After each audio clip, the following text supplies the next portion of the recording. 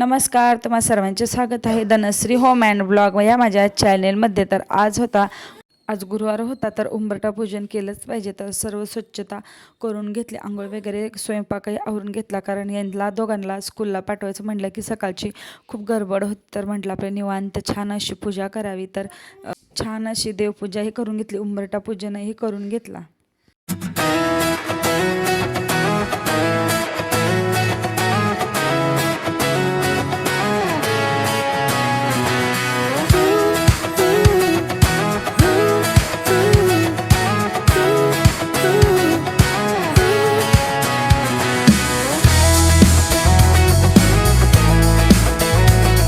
आता किचन ओट आवरायचा होता, तर तोच मी आवराय घेतलेला होता। अशा प्रकारे एक हात मागूनही पुसून घेतला, म्हणजे स्वच्छ असं राहतं व चकाचकही दिसतं। तर आता सर्व भांडी वगैरे आवरून घेतली। दुपारी कांदा भजी करायची होती, तर त्याचीच तयारी केली। तर इथे कांदा आहे, तर तो अशा प्रकारे उभा चिरून घेतलेला आहे। कोथिंबीर मिरचीही चिरून घेतली। तर चला तर मग आता रेसिपी दाखवते। तर कांदा भजी करताना कमी पाण्यामध्ये आपण आज भजी करणार आहोत। तर कांदा अशा प्रकारे लांब लांब करायचा, म्हणजे खेकड्या भजी टाईप आपली भजी तयार होतात। तर सर्व मिश्रण एकत्र काढून घेऊन त्यामध्ये चवीनुसार मीठ टाकायचं। मीठ टाकून एक 5 मिनिटं आहे तर त्याला लावून ठेवायचं, म्हणजे मिठामुळे आपल्या कांदा भजीला कांद्याला पाणी सुटतं व आपण त्याच पाण्यामध्ये आपण पीठही मळू शकतो, म्हणजे खूप छान अशी भजी होतात। तर इथे ओवा आहे, तर तो 1 चमचा घेऊन हातावरती अशा प्रकारे छान क्रश करून टाकायचा, म्हणजे आपल्या भज्याला वास खूप छान असा येतो। तर त्याचबरोबर मी लगेच इथे चाही ठेवून घेतलेला होता, म्हटलं भजी होईपर्यंत चाही छान असा उकळून होईल। तर आज आहोही घरी होते व ताते आले होते, तर त्यांनाही सर्व भजी केलेली होती, कारण एकटीला खायचं म्हटलं की नको वाटतं एवढं सर्व तामझाम करायला। तर आज सर्वच घरी होते, तर म्हटलं आता सगळ्यांनाच भजी करूया, म्हणून छान असा भज्याचा बेत केलेला होता। व पाऊस तर काय बाहेर चालूच होता, तर मी तुम्हाला पुढे दाखवतेच कशा प्रकारे छान असा पाऊस पडत होता। तर त्यानंतर छान अशी बारीक बारीक गरमागरम भज्जी तयार करून घेतली। तुम्हालाही पावसाळ्यामध्ये भज्जी खायला आवडतात की नाही, व तुम्ही कोणाबरोबर सोबत खातात तेही नक्की मला कमेंट करून सांगा। तर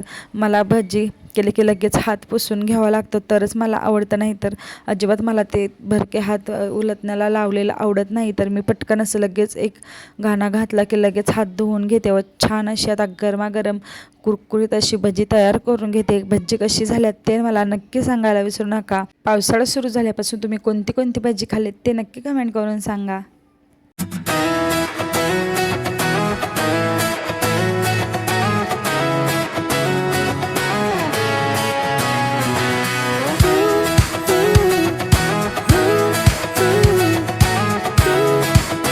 पहा किती छान असा पाऊस पडत आहे। आम्हाला तर कुठे फिरायला जायची गरजच नाही, तर आमच्या घरातूनच डायरेक्ट अशा प्रकारे छान असं डोंगरावरचा स्वर्गच दिसतो। तर तुम्ही फिरायला जायची आम्हाला गरज नाही, तर घर बसल्या छान असं वातावरण दिसतं।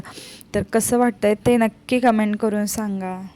ते आवनला थोडंसं भज्जी खाताना चिडवत होते, कारण एरवी तर ते काही घरी नसतात। तर आज गुरुवारची सुट्टी होती, तर मस्तपैकी असा बेत केलेला होता, तर त्यांना तेच चिडवत होते मी। मस्तपैकी दोघांनी छान असा गरमागरम भज्यांचा आस्वाद घेतला। ठो ठो ठो ठो ठो का खा की तुम्हाला घ्या।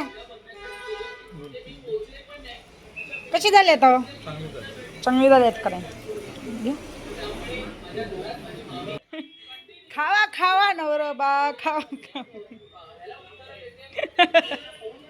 त्यानंतर इव्हिनिंगच्या टायमिंगला स्वयंपाक वगैरे आवरून यांना थोडेसे कपडे वगैरे आणायचं होतं सामान, तर ते आणण्यासाठी निघालेलं होतं। तर खाली त्यांच्या बाबांकडे सोडून आम्ही जाणार होतो, तर तेच गेल्यानंतरने सर्व सामान घेऊन आले व संध्याकाळी जेवणामध्ये छान असा मेनू होता। जेवणामध्ये गोड व त्यांच्या काय आवडीचं असेल की लगेच आमच्याबरोबर जेवण करतात, नाही तर मग काय त्यांची मस्ती चालूच असते। तर दाजीला खूप खीर आवडते, तर तो तर डायरेक्ट मांडी घालूनच त्यांनी सुरुवात केलेली होती। तर तोही आला होता। आम्ही जेवायच्या टायमिंगला पाहू शकता किती छान असे एन्जॉय खीर करत होता। तर त्याला खूप अशी शेवयाची खीर आवडते, तर तेच त्याचं चालू होतं। सांगतो आमचा कसं झालंय रे दाजी, खीर कशी झाली या? छान छान, हा छान। जेवण वगैरे सर्व आवरल्यानंतर आम्ही संध्याकाळचंच लेट आहे तर ते आळंदी दर्शनासाठी जातो, कारण की दुपारची खूप गर्दी असते, त्यामुळे संध्याकाळी छान असं दर्शन होतं. तुम्हालाही दर्शन देतो. या तिघांनी तिथे हरिपाठ चाललेला होता तर खूप मस्ती केलेली होती, तेही तुमच्याबरोबर शेअर करणार आहे.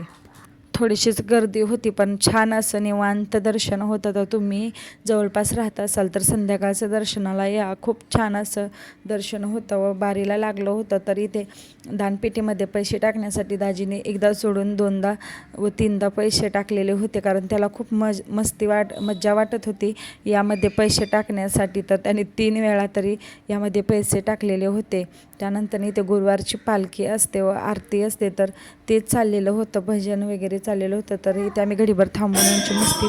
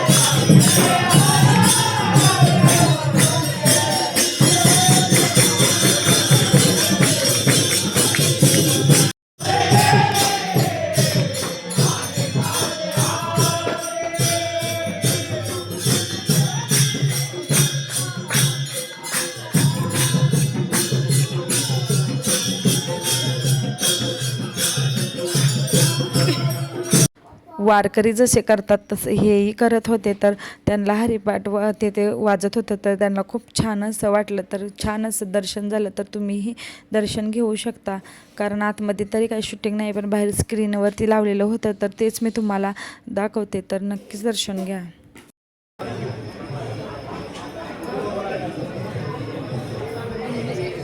अरे अरे अरे बे दादा, तू नाही पडला होय.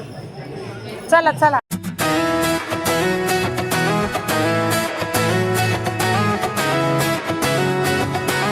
व घरी आल्यानंतर यांची झोपायच्या आधी असं त्यांना प्रेम द्यावं लागतं व त्यांची ही मस्ती चालूच असते. तर त्यांना खूप आवडतं अशा प्रकारे त्यांची पप्पी घेतल्यावर ते व मिठी मारल्यानंतर त्यांची तर मस्ती चालूच असते.